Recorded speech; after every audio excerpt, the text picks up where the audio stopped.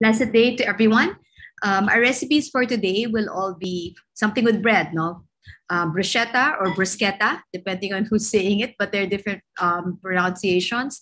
Denver sandwich and a cheese melt, no? I think these are all common sandwiches, but it would be nice for us to discover how to plate it. No? So allow me to just quickly share my screen. I hope you can see my screen.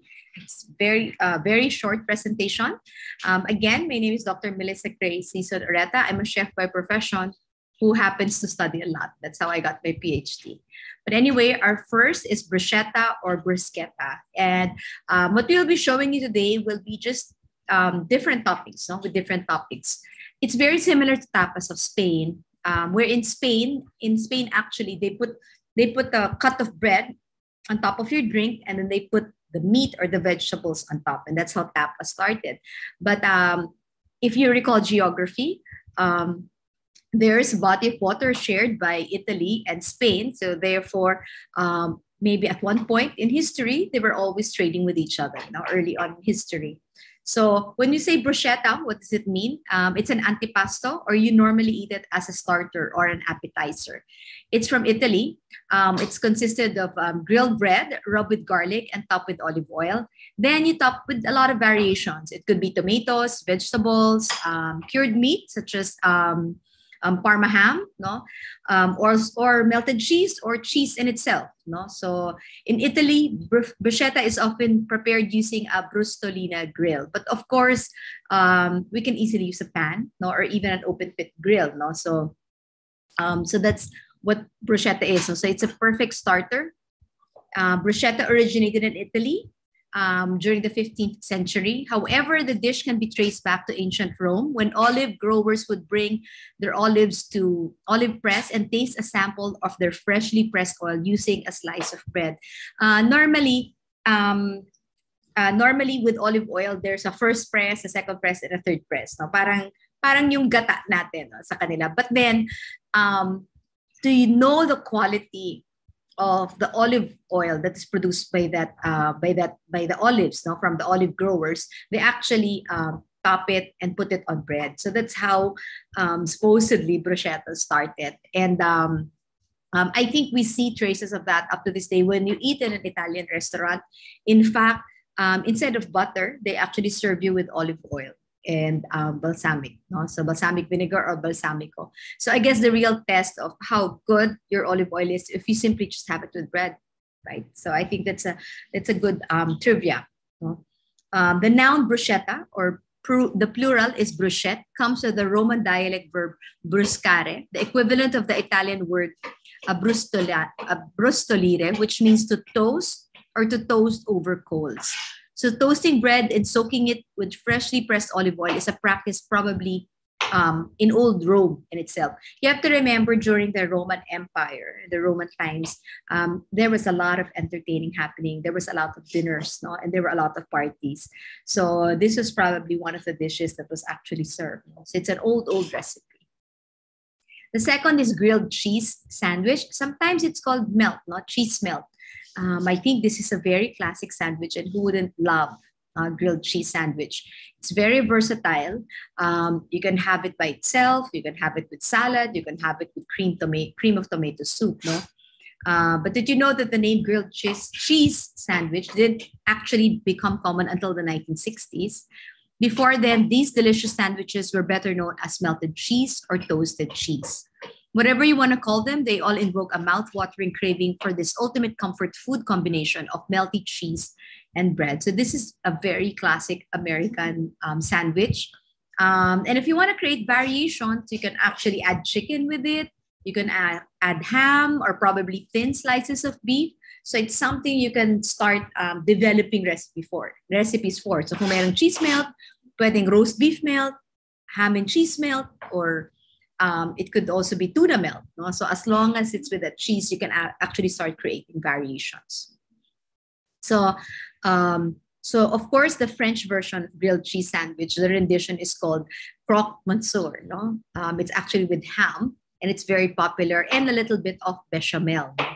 Things really started cooking when James L. Kraft received a patent for his pasteurization pasteurized cheese, which allowed it to be transported without spoiling. Soon after, Otto Frederick Roeder invented an automatic bread slicer that produced even slices in the 1920s in Missouri, which is what we know as sliced bread.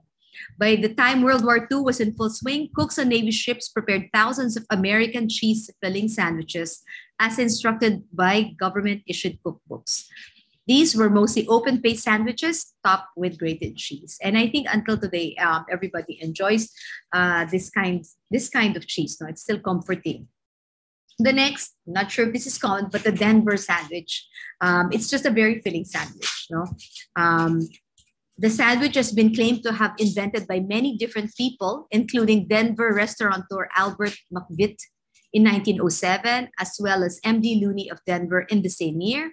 It has also been claimed that the Denver sandwich was invented at the Denver's Tabor Hotel, but mentions of it in newspapers predate all these claimants. You know, when you're in the US, it's perfect, all of the sandwiches. It's very comforting and they have very, shall I say, interesting feelings. No? So it's really nice to actually put a spin to it, no? Para we learn, no? And expand our knowledge of sandwiches. As early as 1908, it was known as the Western Sandwich, cited in San Antonio newspaper. A Manhattan sandwich, cited 1909, was similar, that it contained fried egg, minced ham, and onions. Food writers James Beard and Evan Jones believe that the Denver or Western sandwich was actually created earlier by the many Chinese chefs who cooked for logging camps and railroad gangs in the 19th and early 20th centuries, and was probably derived from egg foo young. So egg foo young is actually a Chinese dish wherein they mix in a lot of ingredients and created, so somehow a rendition of their omelette. So a Denver sandwich, also known as a Western sandwich, consists of an omelette. So later on, I want to show you a foolproof omelette, a method that I use to make sure we don't waste eggs. So I think it's important that we don't waste ingredients right now because prices are increasing. So basically, it's an omelette sandwich between two pieces of bread. No? So I think that's it for today. So we will be doing 3 kinds of sandwich. An open-faced sandwich called bruschetta or bruschetta, a very popular American comfort sandwich, the cheese melt, and then the Denver sandwich, which is a meal in itself. So I think it'll be interesting. So I'll see you in the kitchen.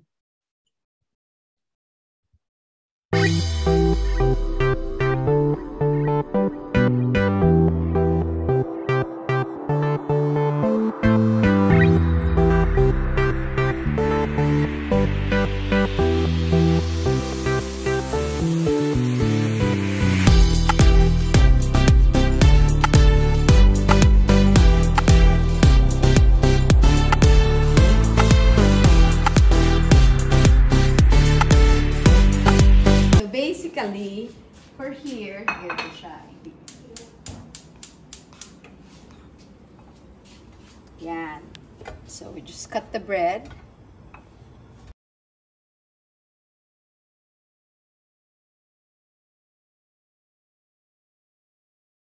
This one, you have to grill it. There, pan grill. That's what the real bruschetta is.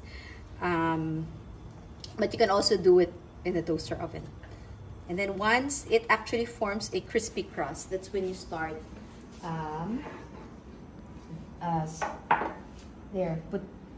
swiping the garlic. So it adds taste and also olive oil. So we'll just finish toasting all of this first.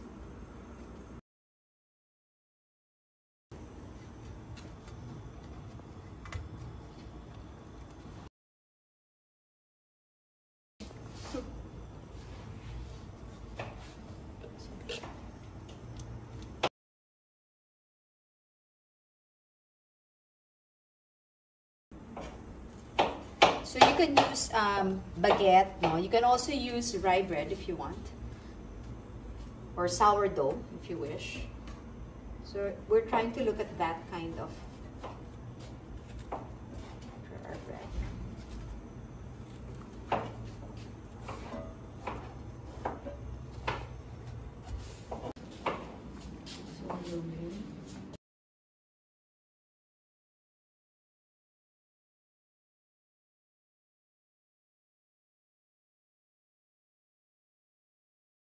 So from here, there, squeeze the garlic. Somehow rub it. See? And then you're gonna wipe some olive oil. See? I'm not sure if you're here, but can you smell it? Like to the one taking the camera. Yes. But you can smell the garlic. So basically that's what you do. So I'm gonna do that more.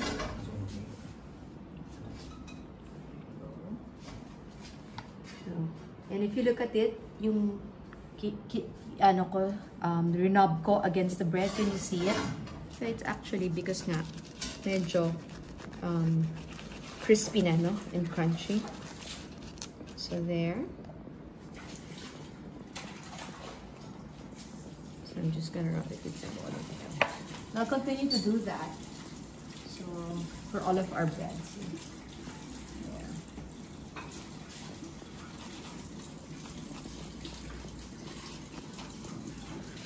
So there. So again, when you say bruschetta, the actual thing that we just did is what makes it bruschetta. And, you know, it's up to the creativity of, you know, your creativity and innovation. And you can put it with different toppings. So you could put it as simple as just cheese only, or you could even put ham. No?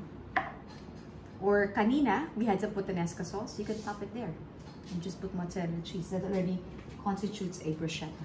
So the first bruschetta we'll be doing will be tomatoes and basil. No? So a very fresh and very classic bruschetta. And the second will be the roasted bell peppers or capsicum with garlic, blue cheese or gorgonzola, no, and red bell peppers, red and green bell peppers. So, and that's with olives also. So we're just gonna all mix it together and try. So that constitutes one mixture already. And then the last one will be eggplant and prosciutto, parma ham, or you can use jamon serrano, you can use salami, you can even make it chorizo, no? So anything that you do. So let's start mixing. Okay. So we'll start mixing lang a little bit. So from the same, I'll just put some oil, some bell peppers, no? Beautiful color, black olives. With the recipe that we have, it actually called for gorgonzola, but since we're replacing it with goat cheese, we don't really need to add mascarpone cheese or cream cheese. One of the reasons why the recipe called for mascarpone with the gorgonzola, because sometimes gorgonzola can be a little bit too overpowering and a very strong and salty taste. So since we're doing goat cheese, which is a little bit creamier, and it will not overpower or it will not kill the sweetness of the bell peppers, no? So just a little bit of garlic, very, very little. Sorry, we have a guest here. So there, mixing it. So beautiful. So that will be our first mixture. I'm not gonna put it first on top of the bread so you can imagine it, because what I'm trying to show you is I'll do this mixture. Then second, we have another mixture of the tomatoes and basil. Then another is the eggplant. And then on the last minute, if somebody orders it from you, you're gonna start plating it this way. So unless you just have one kind of bruschetta, right? And then just do some adjustment, salt and pepper. Base, freshly cracked pepper. So let's just not so much salt, because the olives actually add to it, and the goat cheese. So that's the first, which is the bell peppers. Let me just gather the ingredients for the two other. Okay. Gobi, panira ka. Oh. Bango, no?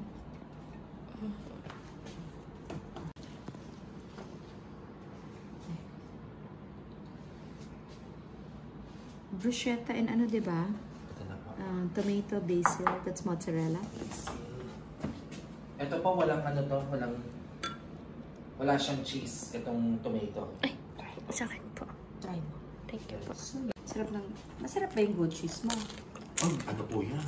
Dinayo ko pa sa po yung sa harap ng village dati. Kaya nga, sa Santis? Hindi po, yung mga nakaano lang doon. Yung sa...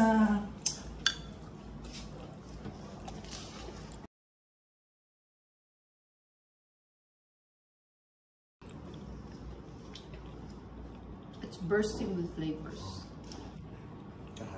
Goat cheese, and then the sweetness of the roasted bell peppers.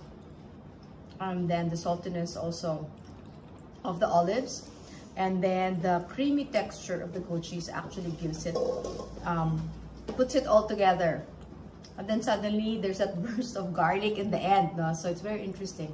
It's actually a burst of flavors, and I love the texture of the crunch. When you bite into the baguette, it's actually crunchy outside, and then very soft and moist inside. Perfect. Red wine, please.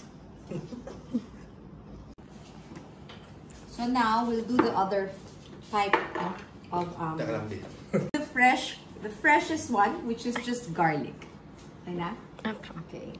So we're just gonna put chop with seeds and everything. So you need fresh tomatoes.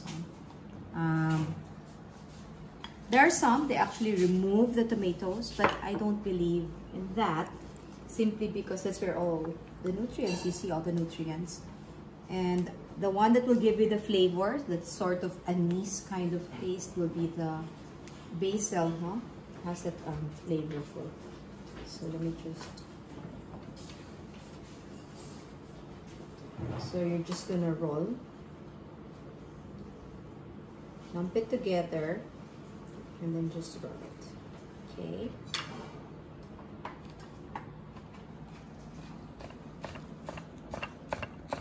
So you call this cut chiffonade, no?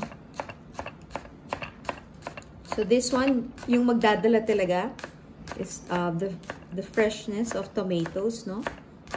And the basil, no? The smell that makes it really fragrant. So it's important, no, to get basil. And then some garlic. Okay, let me just add, let me just have a lot of garlic. And a little bit of the olive oil, the ones I used. No? So there, just mix it all up. If you want to add a little bit, you can also add mozzarella cubes into this.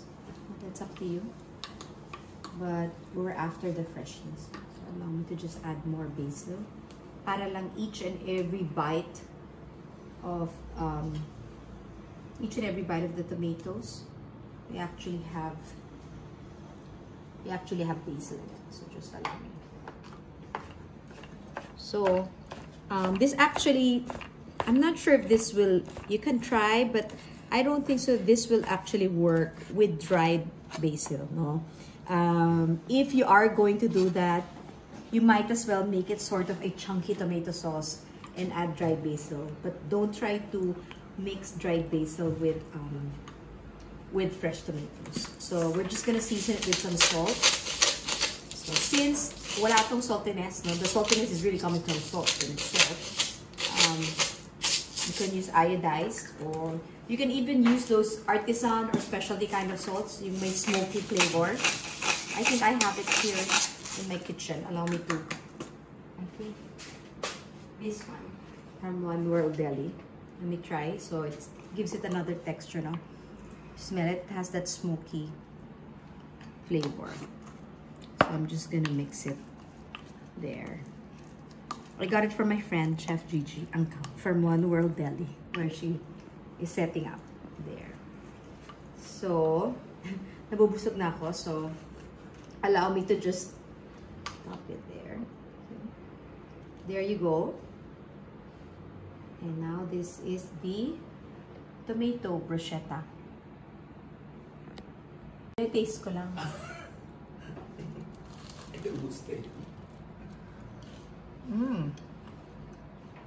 Very fresh, very refreshing, especially in a hot summer.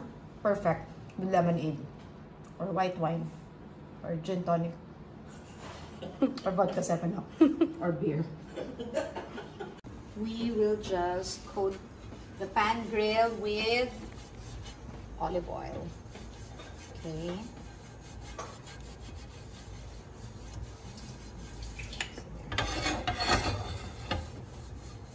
So once we do that, and then let me just season the pan for the only because when you put the eggplant, wala pa siyang seasoning. So para sa one side, i-absorb nila nandito sa pan. Okay?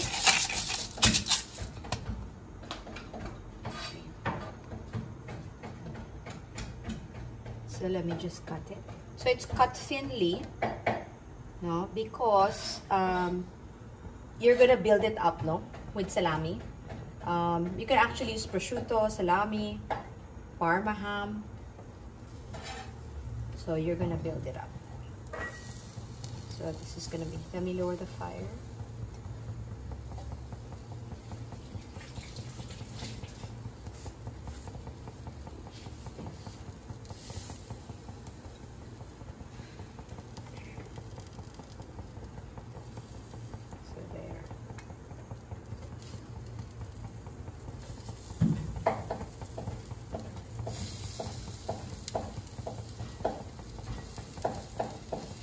There you go. Then just season again.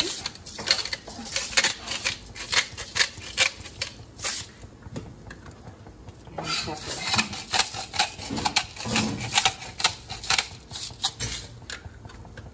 There. So this will cook pretty quick simply because it's cut really thin, no?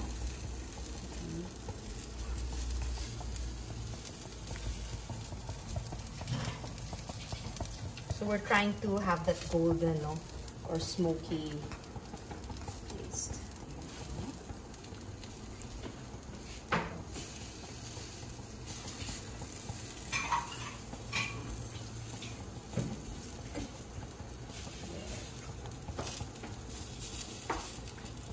So you don't want it to be so oily, no?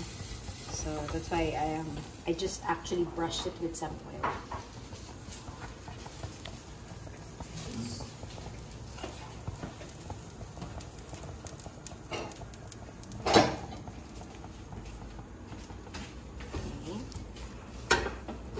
So sa lahat ng bruschetta, it was just the bread and this one that we're actually cooking, no? Some actually do this. They do this in advance. They can even put some rosemary if you want, no? With the eggplant. And you can add some oil to preserve it, no? You can do that. Here. So how do you know if it's cooked pag medyo hindi na para na siyang paper, no, na nag-shake, and then you know it's pretty cooked na.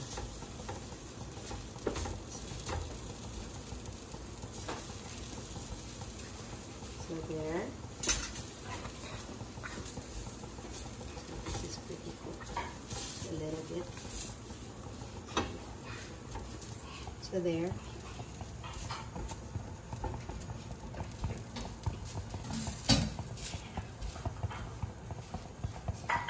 We're just waiting for it to brown a little bit. Okay? Tsaka nakikita mo naman na nagkakaroon ng parang translucent texture, no? If you compare it with a fresh, no? If you compare it, no? So you can see the change in coloring, no? So that's how you can know also if it's cooked or not. Okay? Here. So we're slowly. So this is the last of our bruschetta.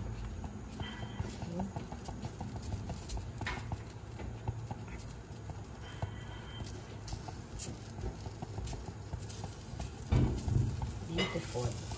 There. There.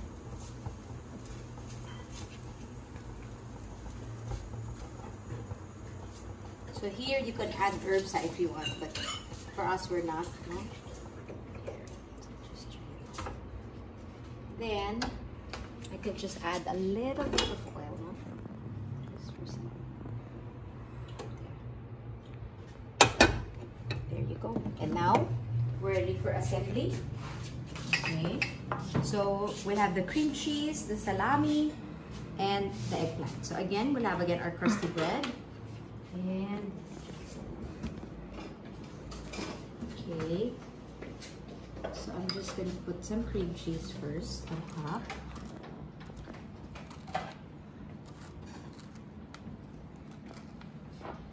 There. Some salami there. Salami. There. Or it could be the salami first or the eggplant. Whichever way you want. Okay, try it.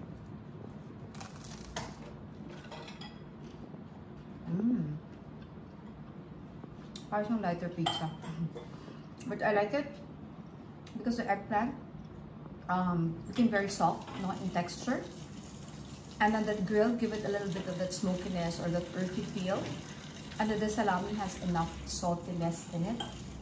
And of course, the cream cheese, everything is good with cheese. But one of the reasons why I placed cheese is parang hindi siya nahuhulog with the sandwich. Because if you recall, the first two toppings, the bell peppers with goat cheese, it actually had something to stick on the bread, which is the goat cheese in itself. The tomatoes with the olive oil was moist enough to stick to the bread. But with this one, I was just afraid everything might fall off. So I wanted to add that extra you know, just that swoosh of cream cheese. But it's very good, very light, and perfect for antipasti. So now we'll start the plating for whether if it's for a food truck, a gastropub, or casual dining.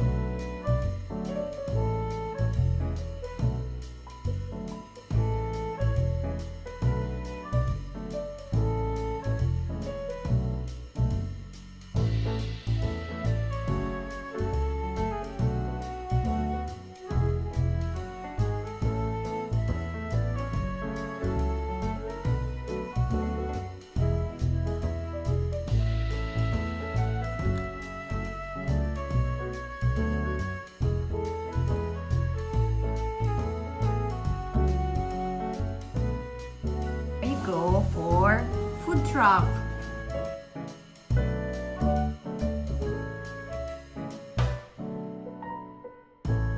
O, dili, Kit Kat mo siya. How does it taste? Sinta ka. Wala.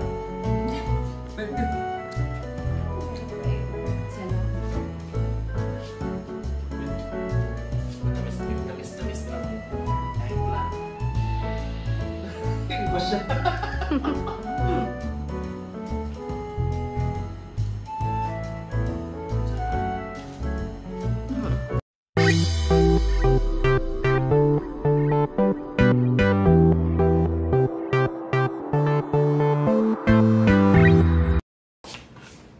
Okay, so we'll just make 2 sandwiches.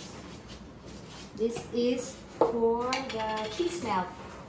So for the cheese melt, I actually add a little bit of mayonnaise. So we're just making 2 sandwiches because we need to plate it. One for the bistro or the casual dining, and one is for the food truck. Okay. It just doesn't have to be really all spread, but just a little bit, so it's not so. There you go. Okay. It's very simple. Also, if you want to add texture, you can even put jalapenos if you want some spice. So this is just cheddar cheese slices.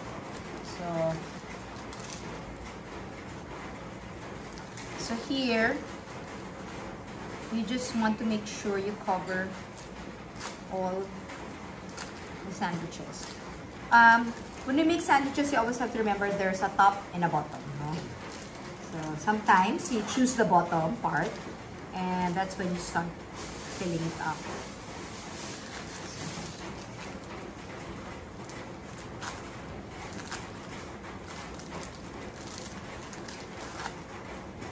Very simple, diba?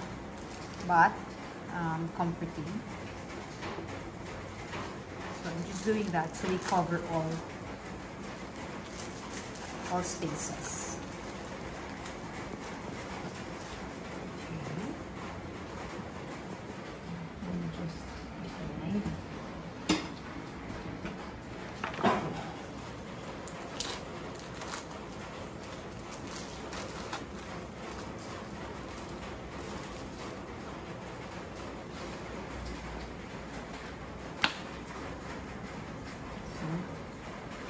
That's the bottom and then the top. Okay.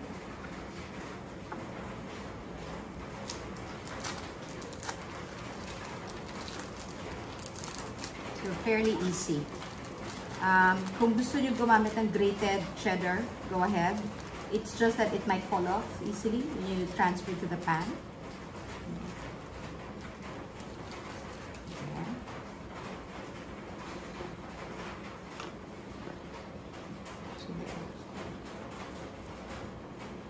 Okay. Then we turn on the pan.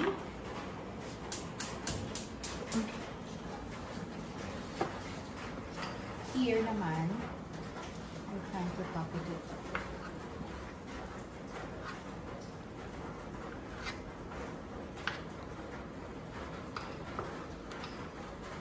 Trying to melt butter.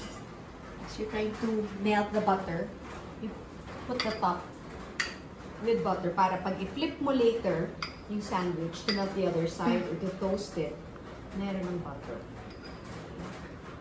So the butter is what gives it the taste, actually, that nice crust, the nice golden crust of the sandwich. Okay, you just get the pan. Okay. As soon as it sizzles, okay. I think this can fit 2 sandwiches.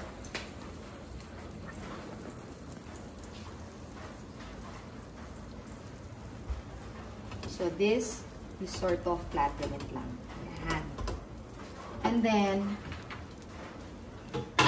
to make sure also, you can cover it para to make sure like may melting cheese. You can do that also. That's another option. But one way is you always flatten here. Just keep on flattening it.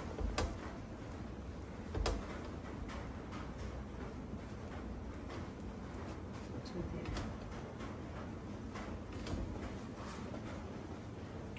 See, so that's the nice crust, and you continue to flatten it some more. Diba kanina naglagay na tayo ng butter? At least both sides equally have the butter. Okay. See?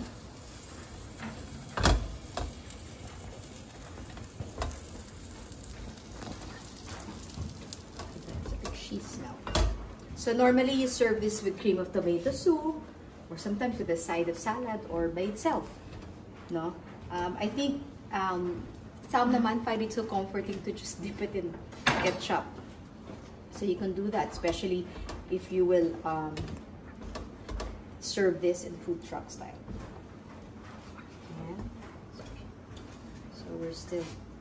So you'll just probably flip it a total of 2 times, no? So probably just to make sure it gets it equal here.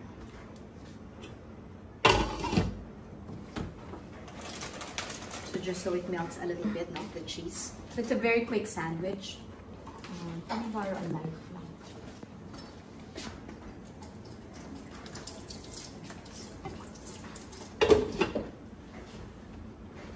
Smell it. So the butter gives it that crust, no? The extra crust.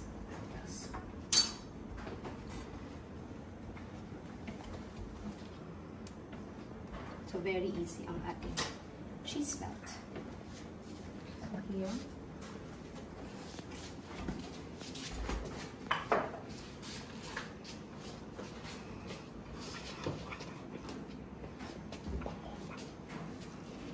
Here you go.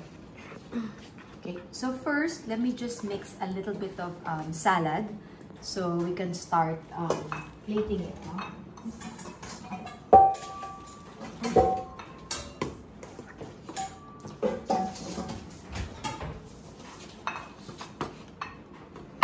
So you can just use any vinaigrette.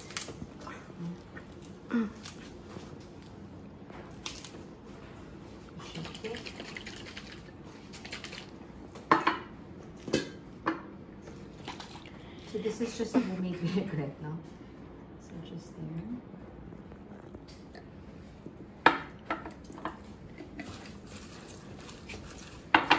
Para it looks nice and there's something green. Okay, then let me just put it here in a nice bowl.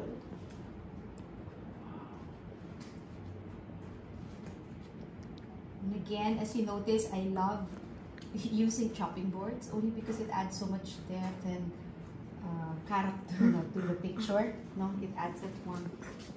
And then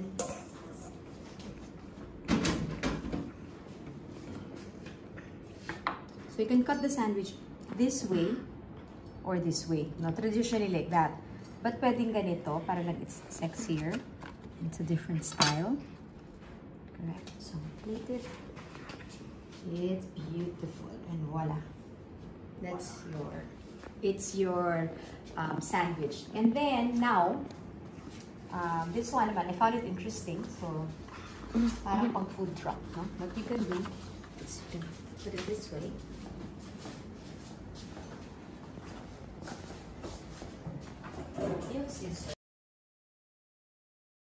So this, for the food truck naman, you cut it this way. Correct? And then, hold on.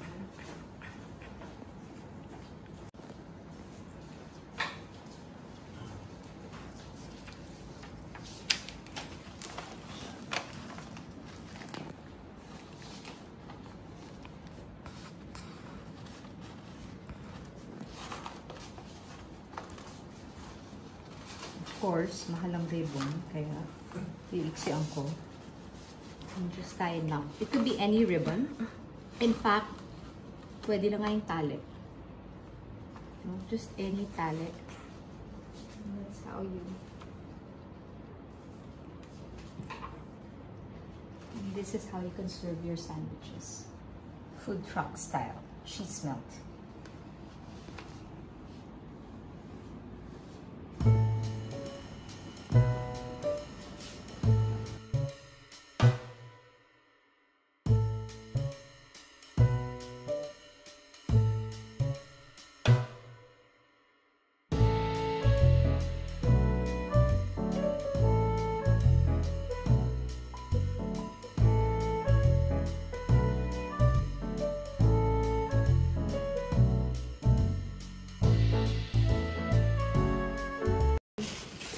So this is our Denver sandwich.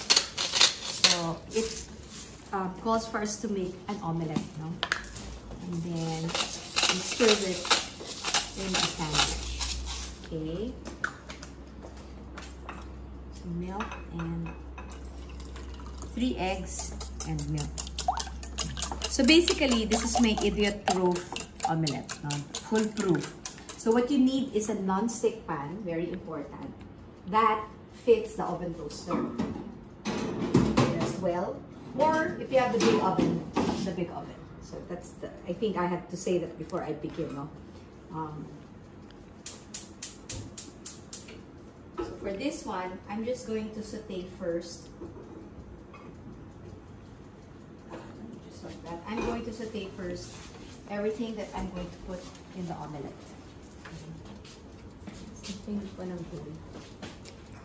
After I saute it. There. And of course, you need a heat-resistant spatula.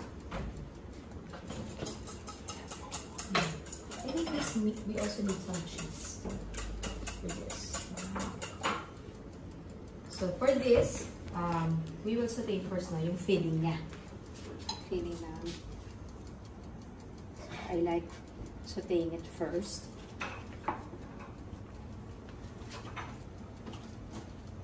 So, every time you see na merong bell peppers, parang na siya na yung Denver, that's the Denver, you can call it Denver omelette or Denver sandwich, no? So, add more. Para busog talaga yung sandwich natin, no? So, there.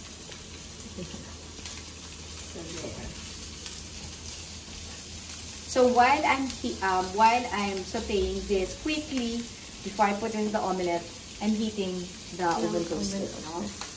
Because I'm gonna finish off the omelette there. But like what I say, it's foolproof. No? I just discovered it because every time we host parties, diba, normally it's dinner, but for some reason, my husband loves hosting breakfast. So sometimes pag breakfast, diba, you're in a hurry doing omelette, lalo na kung yung guest nyo is more than 6, nagmamadali ka. So that's how I discovered it, finishing it off. And every time I do it, it's foolproof. It's as if I just flipped it, no, off the pan.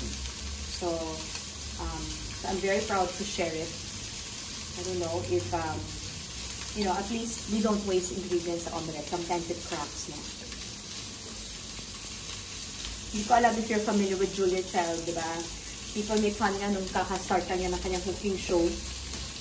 She cracks her omelette, it's okay. Because seriously, it happens, no? And omelette's one of those, not the hardest, but you know, sensitive, no? So there. So we're sauteing it now. Let me just finish off the bell peppers. Okay. And then once it's a little bit brown, I'm gonna add some tomatoes, just a little bit. You don't want to cook the tomatoes so much because it's gonna add moisture. So I just tossed it. Okay, then let me put it aside so I can mix the.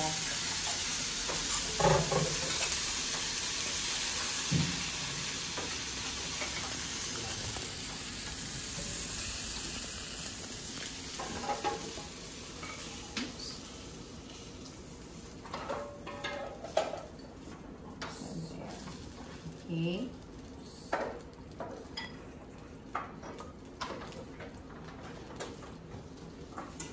there, let me put some oil again. So, we make our omelet.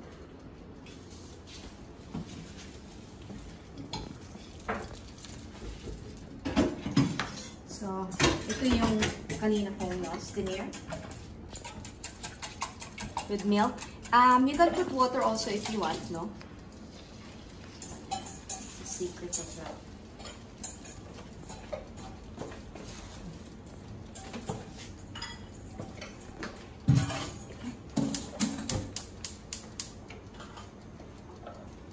Okay, so with the omelette, okay, you always stir the side, no? You need to face the side. That's how to make it really, really fluffy.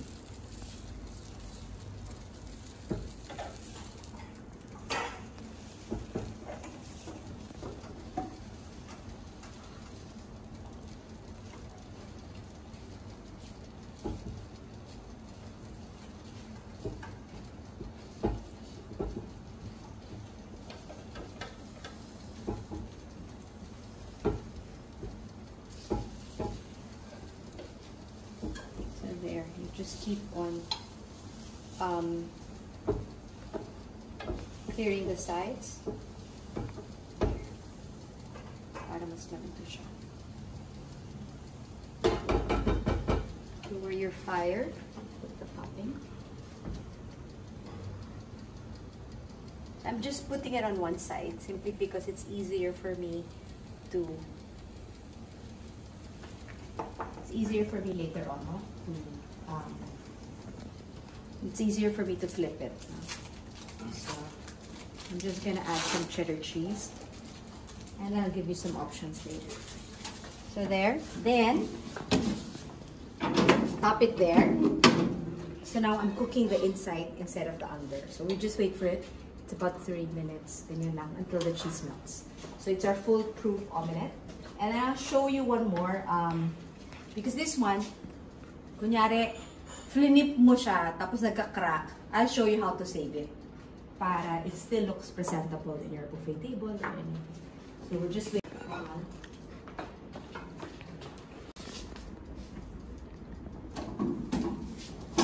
See? Look at that. It's almost like a frittata.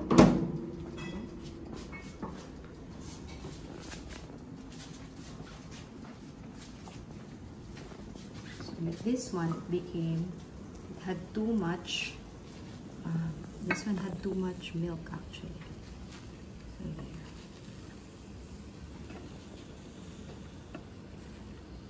Wala. So ito. Hindi siya maganda. Okay. So now, dahil medyo nag-stick. Okay.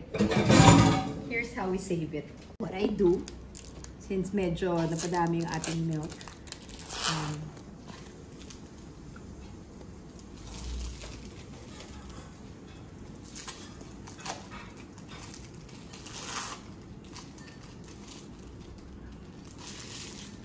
let's put it here. And while that's toasting, we toast our bread, no?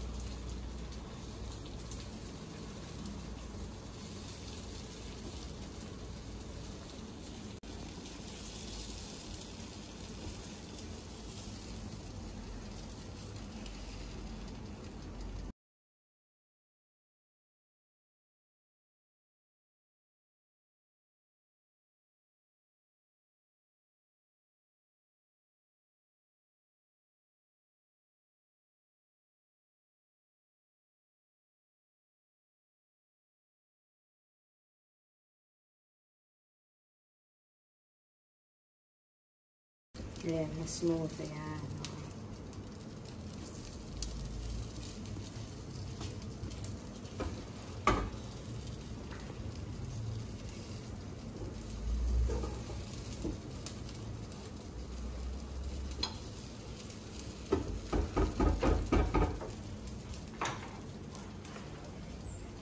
Napagod na yun.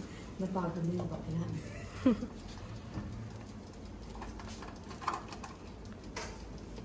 This cheddar cheese.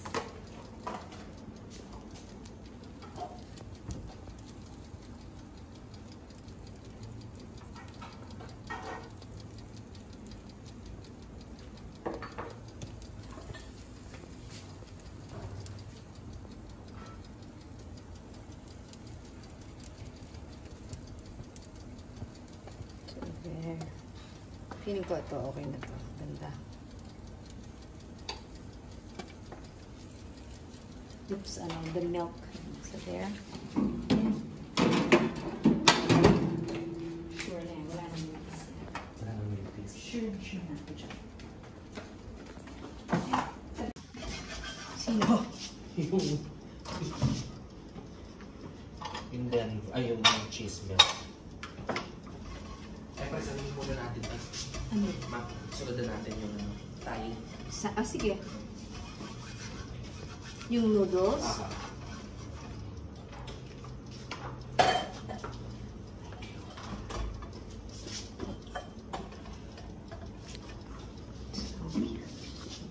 Ganda na. Perfecto na yan. Sure na ako dyan. Excuse me. Walang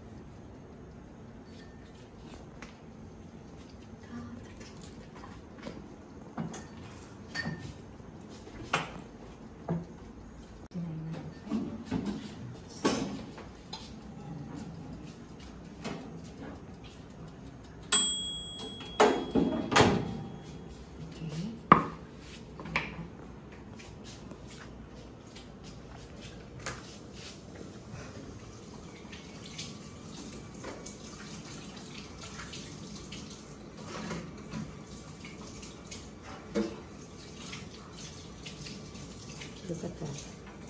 Oh, Ivan, look at that. Ivan. Okay. See? Sabi sa'yo eh. It's a foolproof.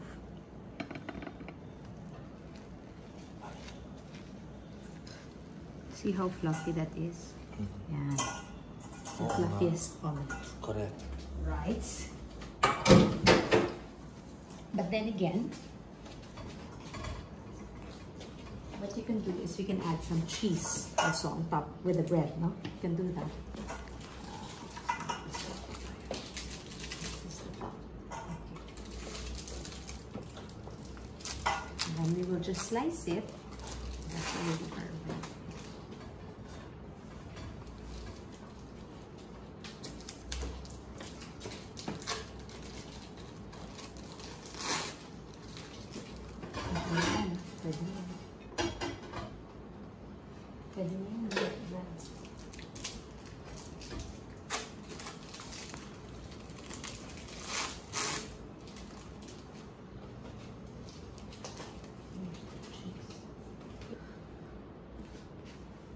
Ito na siya.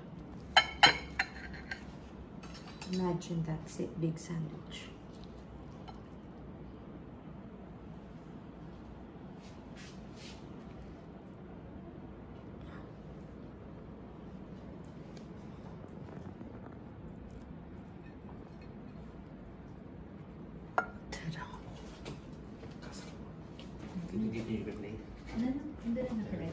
So there, again, for the bistro.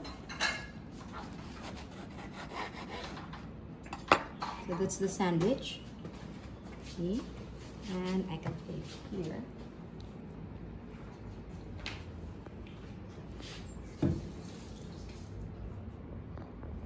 There. There. One. Focus mo. Dito sa gilid at nandun yung tumutulo.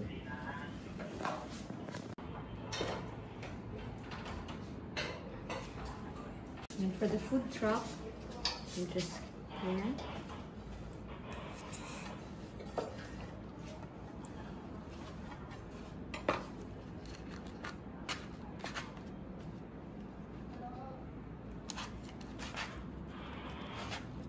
There you go.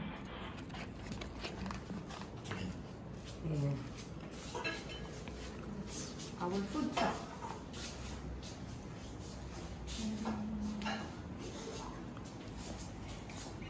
Wonderful.